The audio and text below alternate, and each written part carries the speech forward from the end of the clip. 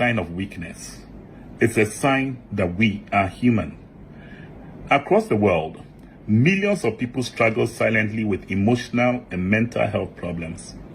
In Ghana and many similar third world countries, these struggles are often misunderstood or hidden because of fear, stigma, or lack of information.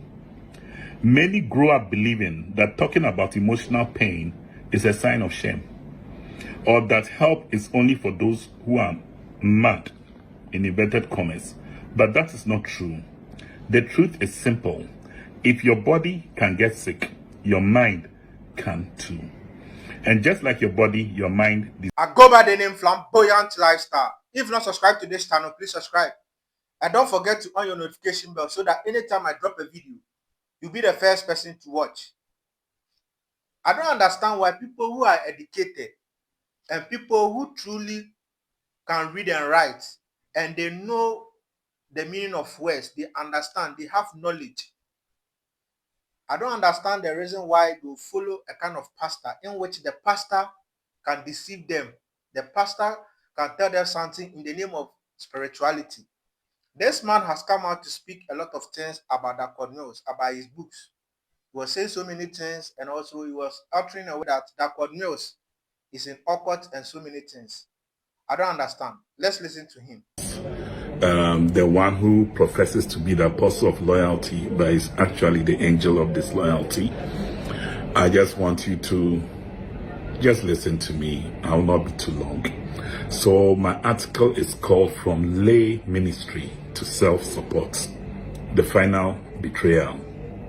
How a once noble vision of volunteer services became an instrument of control and abandonment.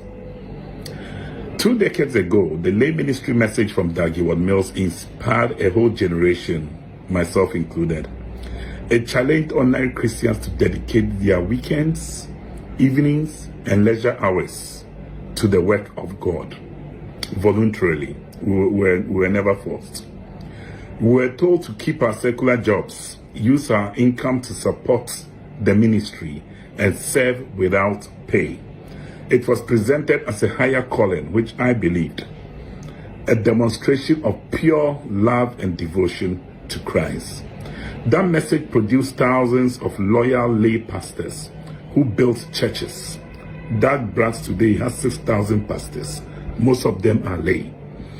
Who built churches, they discipled converts, and funded their own activities.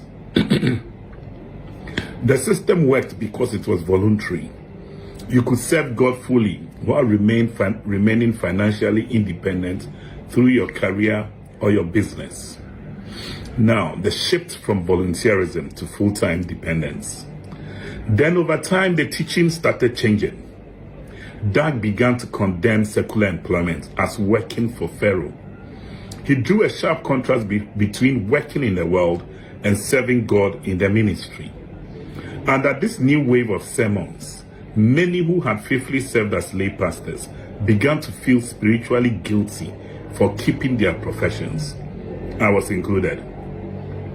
They were told that true obedience means resigning from their jobs and becoming full-time ministers. One by one, doctors, engineers, accountants, architects, teachers, business professionals laid down their careers. They trusted that they were responding to the call of God, when in reality, they were responding to years of psychological conditioning that equated loyalty to Dag and his vision with loyalty to Christ. For many of us, the transition to full-time ministry meant starting over financially, especially those who went into the missions. They sold personal assets, moved into church facilities or places where they rented for them, and survived on modest stipends. But they were content. After all, they had been told they were serving God full-time and that their reward was eternal. The great reversal, the so-called self-support system. Fast forward 20 plus years, the same man, ghtH0use, who told them that working in the world was serving Pharaoh, has now turned around and instructed all full-time pastors and become what he calls self-supporting. The term self-support is carefully chosen. He avoids the word lay ministry, although the model on the surface or superficially resembles it. The difference is massive and devastating. Under the new system, these pastors or missionaries are told to fund their own lives and ministries without any financial assistance from the headquarters. Yet they must still operate under the central control of the church. They are not free to break away or own the congregations they have built. To tighten control, the church also now sends independent monitors to collect Sunday offerings, supposedly to prevent theft. Because that's what like most of the people do. They'll dip their hands into the offerings. So they have these people who the bishops send to them to take the offering. So the missionaries even claim they don't know how much offering comes in. The very people who have labored for decades without pay are now treated as potential thieves. And in a recent sermon, which I listened to online, Doug described those missionaries and bishops who hesitate to embrace the self-support model as lazy. Lazy? After years of unpaid labor, decades of obedience, and complete career sacrifice, these men and women are now being blamed for not being able to survive on their own. Now, the difference between lay ministry and self-support. The deception is subtle but deadly. The original lay ministry was based on freedom, balance, and sustainability. The new self-support system is based on coercion, abandonment, and hypocrisy. So let us compare them. So we'll talk about the aspects, then we'll talk about how it looks like in the lay ministry and the self-support. So let's talk about the economic base. In the lay ministry, the pastor kept a secular job and served voluntarily. In the self-support system which exists now, the pastor has no job, no income, and no church support. In terms of motivation, what was motivating both groups? For the lay ministry, the original one, it was the love for God expressed through voluntary service. For the self-support system, they are motivated by survival after being cut off from a salaried system. Relationship to church headquarters. For the old system, the lay system, it was cooperative and supportive. For these people now, it's controlling and distrustful, with even financial monitors imposed. Economic sustainability. Under the old lay system, it was stable because one retained their profession. And in this current self-support system, it is impossible because most are too old or out of touch with their careers to restart. You know, some are being asked to even be employed by their wives in their schools. And because of that, they're abandoning the churches. That's why we are seeing empty churches all around on Sundays. Moral tone for the old lay systems is a balanced sacrifice. But in this current self-support, it is manipulative abandonment. So let's talk about the hidden strategy. This is not spiritual revelation. It is institutional self-preservation. Listen carefully. By ending financial responsibility for full-time workers, abandonment. So let's talk about the hidden strategy. This is not spiritual revelation. It is institutional self-preservation. Listen carefully. By ending financial responsibility for full-time workers, the church leadership, in this case, which is one man, Mills, absolves itself from moral, legal, and financial obligations. That's the result of being carried to court by the Big Six, while still keeping the congregations, buildings, and offerings under its control. You get it? Let me read it again. But this is not spiritual revelation. It is institutional self-preservation. By ending financial responsibility for full-time workers, the church leadership absolved itself from moral, legal, and financial obligations while keeping the congregations, buildings, and offerings under its control. It's the perfect exploitation model. So this is the real Pharaoh. Retain power, lose accountability. The headquarters saves millions by terminating contracts, while the pastors who once left everything at the leader's command now face poverty, aging, and uncertainty and sickness. You know, I'm telling you about this guy's about to lose his leg. He has to be saved. Now,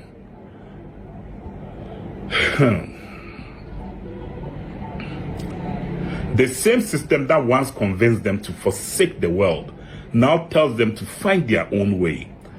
Even those who went to the Bible school and graduated have been asked to go back to the university and go and get a degree. The human cost. To call these abandoned pastors lazy is an insult to sacrifice itself. And Doug, are you hearing me? After 10 or 20 years of full-time service, most cannot simply return to their former professions. Their licenses may have expired, their skills are outdated, their professional networks are gone. Worse still, many have families, spouses, and children who now live under the weight of this sudden shift. It is not laziness that keeps them from rebuilding, it's the crushing reality of betrayal. Now, the theological reality. The Bible is clear about the responsibility of spiritual leadership. Woe to the shepherd who feed themselves. Should not shepherds feed their sheep? Ezekiel 34:2. Jesus himself condemned leaders who abandon their laborers when trouble arises. The hired hand runs away because he cares nothing for the sheep. John 10:13. This hired hand, he flies in a private jet.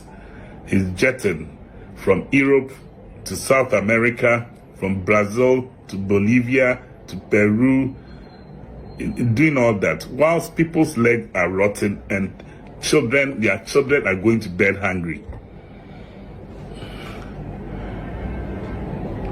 The self-support doctrine is not spiritual maturity, it is moral abdication. Moral abdication. It punishes faithfulness and rewards self-interest. A movement built on manipulation. Let's call it what it is. A reversal that exposes the psychological control mechanisms at work. First, he shamed secular work, making professionals abandon their means of income. Then he created dependence, where pastor survival hinged on the church's support. Finally, he cut them off, framing their hardship as laziness rather than consequence. This is how cultic systems evolve, not by open oppression, but by slow moral erosion, one redefinition at a time. A call for accountability. It is time to ask hard questions. What happens to the families of those who gave up everything to serve? Who owns the churches they built with unpaid labor? And what kind of man of God abandons his own ministers and calls it revelation? If there's to be any redemption in this story, it will begin with truth, not silence. I'm concluding. Thank you for waiting for this long. Those beyond loyalty, back to conscience. Those who left their careers to serve did so out of sincere love for God. I'm included. They deserve compassion, not condemnation. To mock them now as lazy is to mock the very sacrifice that built the movement. The lay ministry once symbolized voluntary devotion. The self-support system represents organized abandonment. The first empowered believers, the second enslaves and discards them. This is not progress, it is betrayal, dressed in religious language and sold as a vision. Until the church confronts this hypocrisy, the gospel will continue to be overshadowed by manipulation. True revival will not come from new slogans, but from repentance, especially from those who have built empires on the broken faith of others. So, in this coming week, the first week of November, we will be remembering Okobote Dokwesi's birthday on November 1st. And then you guys are sitting down saying you're going to have homecoming. Instead of smiling and looking at this man for him to come and insult you like he did last year. It was last year that he started insulting people who didn't want to be self-supporting, and he said he does not need anybody and they can resign. He will lock up the place, which he has actually done. You go to Ketekrache, it's locked, and I'm sure there are many other places where the churches are locked. You should ask the questions. You should lift up your hands. We want to know. We want to know. Ask about the Bibiani pastor whose leg is rotten. They might amputate it. What is being done for him? And nobody should accept that there's no money. There's a lot of money. It's not a cheap thing to run a private jet, you know. And Dag is flying around everywhere in a private jet. I supported his getting a private jet anyway.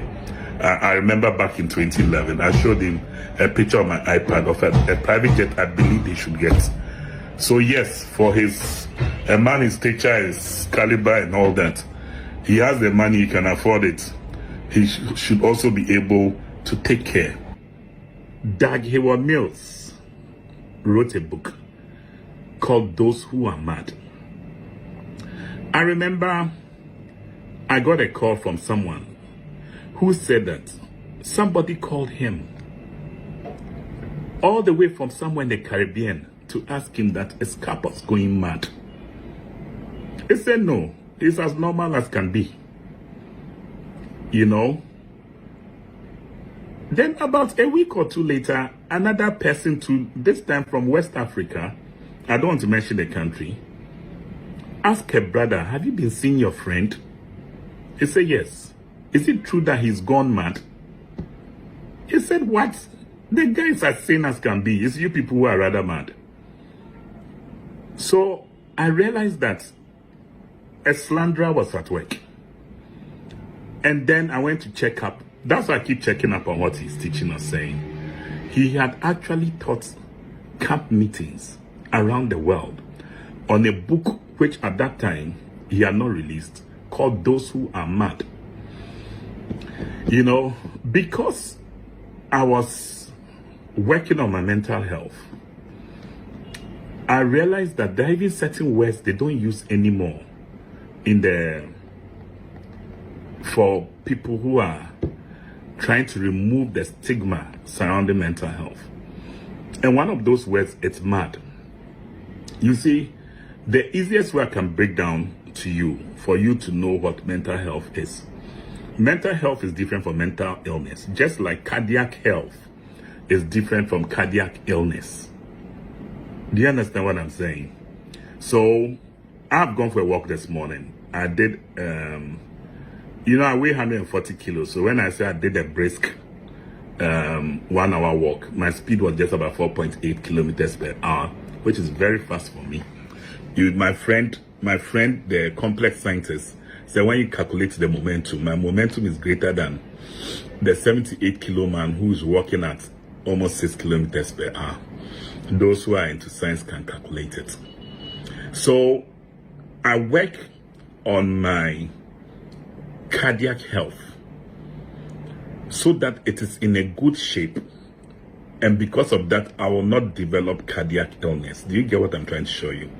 So in the same way, there are things around you which will promote your mental health or which works against your mental health.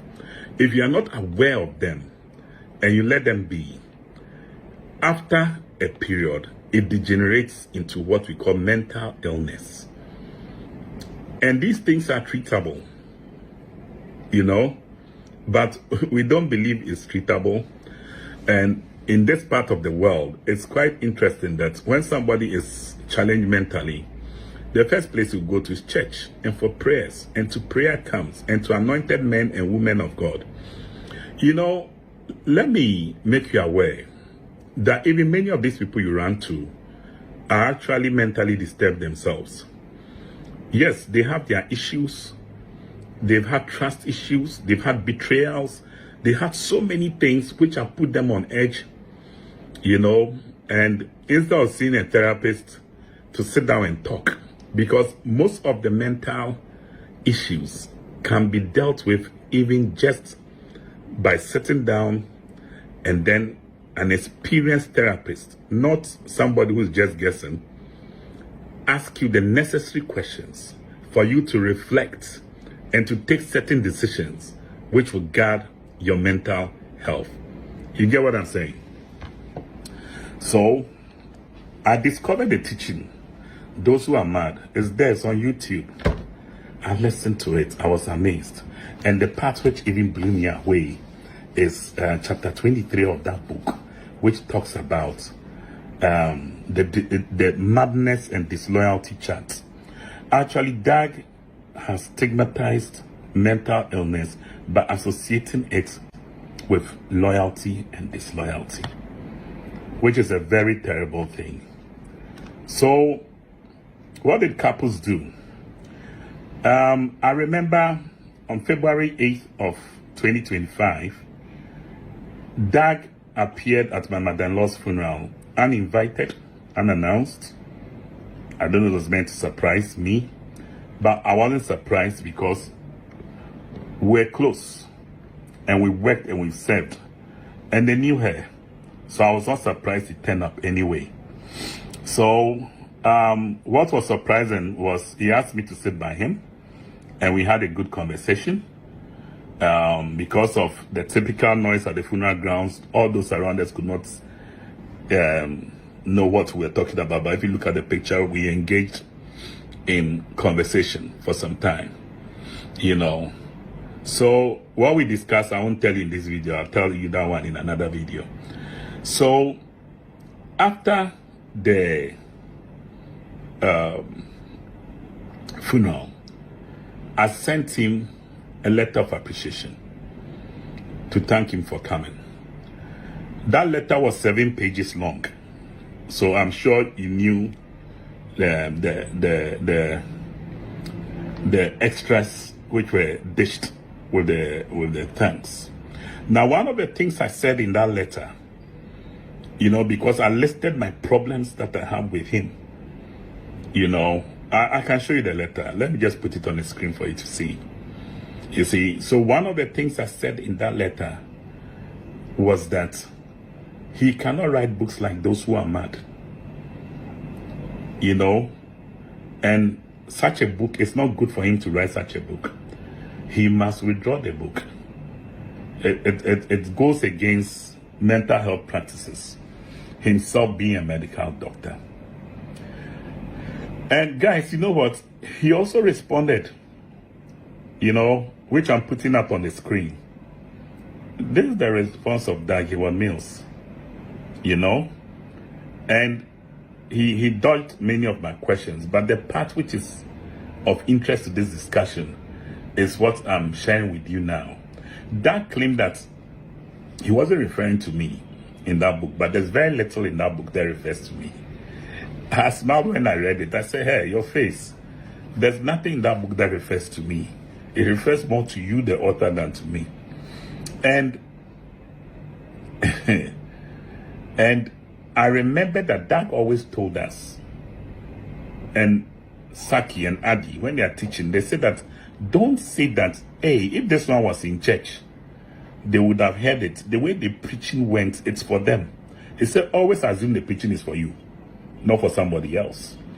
So in this case where you have preached this thing against me, for people to call from the Caribbean and West Africa to find out if I was mad, and your followers know that what I'm saying is true, you try to slander me so that they will not listen to the truth of what I'm saying about your books and your doctrine.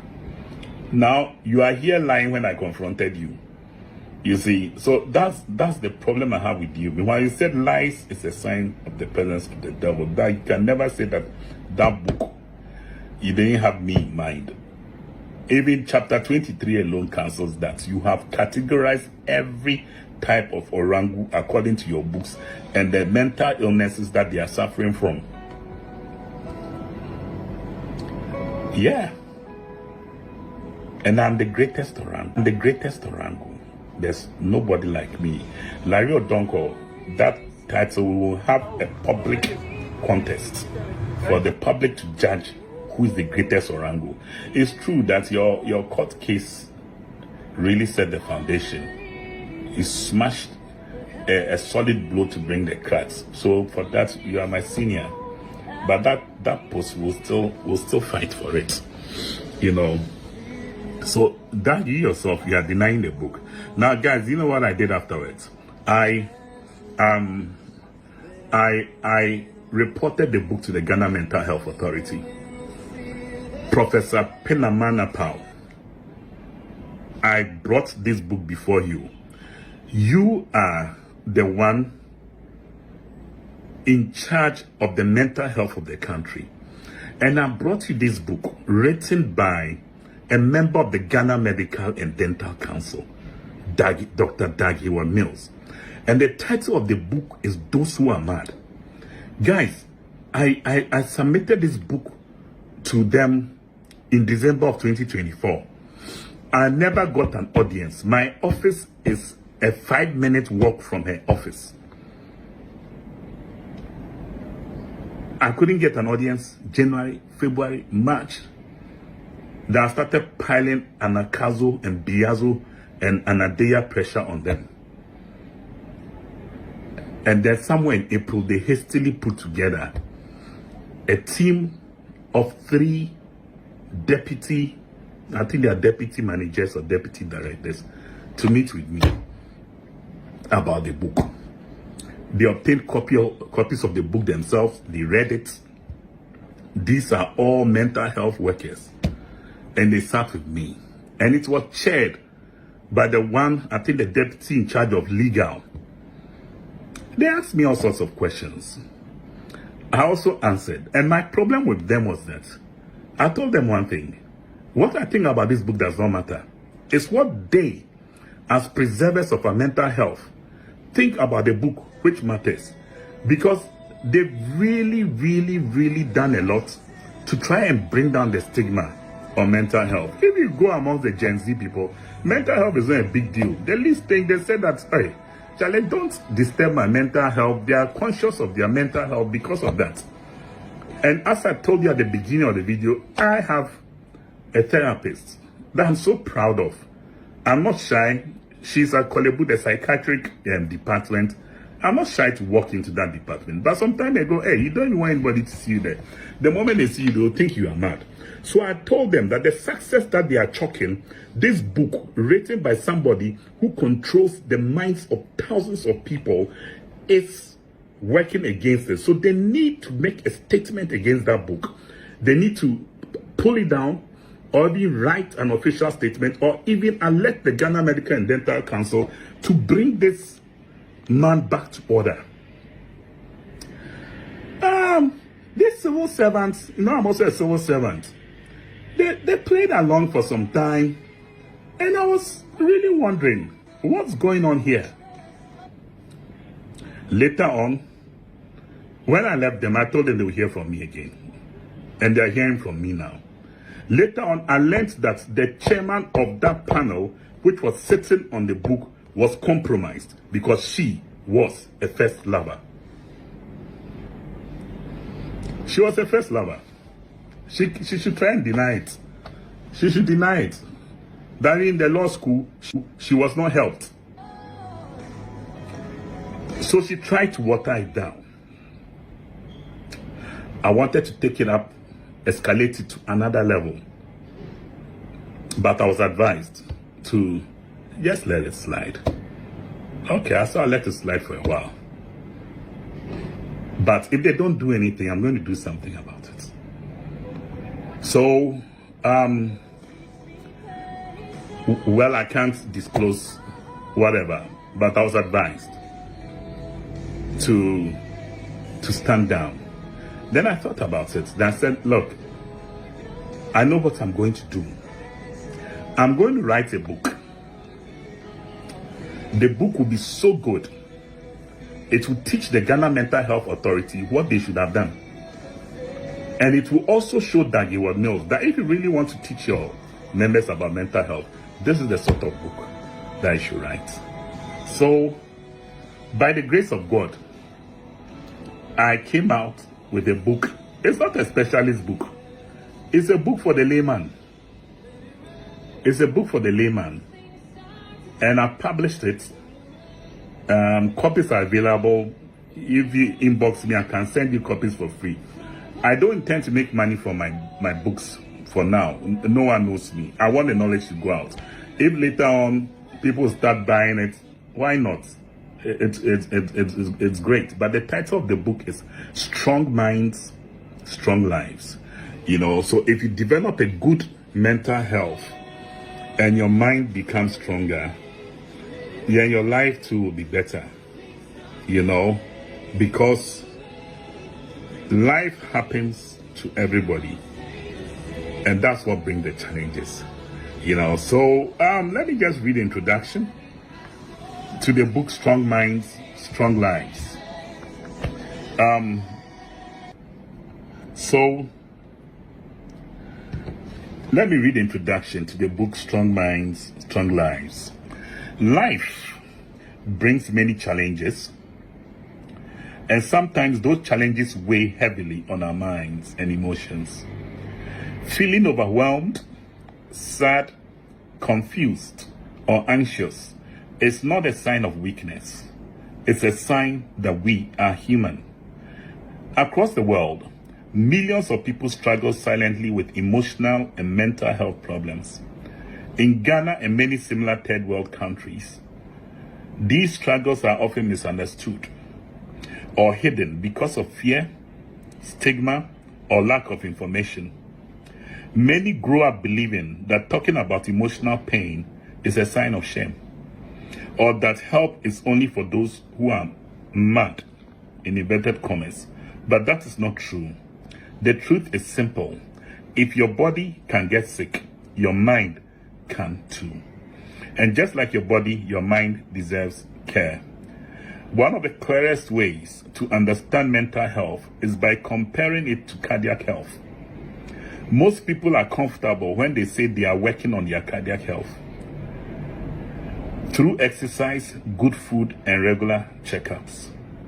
Even if they do not have heart disease, they do that. They know that taking care of their heart keeps it strong and healthy. In the same way, taking care of your mental health does not mean you are mentally ill.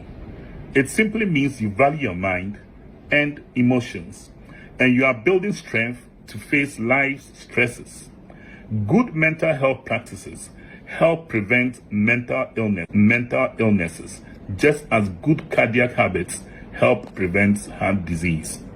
Sadly, in many parts of Ghana and other third world countries, when people begin to experience emotional or mental distress, they often turn first to faith-based organizations or churches for prayer and deliverance, or to traditional healers and witchcraft camps. While many of these religious leaders, prophets, and traditional practitioners may mean well, most of them have little or no proper knowledge about mental health or mental illnesses. This often leads to harmful practices, delayed treatment, increased suffering, and deepened stigma. There's also a strong but wrong belief that mental illnesses are not treatable through medical or psychological care, that they can only be dealt with through spiritual means, miracles, or deliverance sessions. While we believe in the power of prayer and faith, this manual that I've written will show that true healing often comes when spiritual care is combined with professional knowledge and treatment, especially when the prayer and support are offered by people who are educated about mental health. Another reason why we must all care about mental health is that the mind and the body are deeply connected.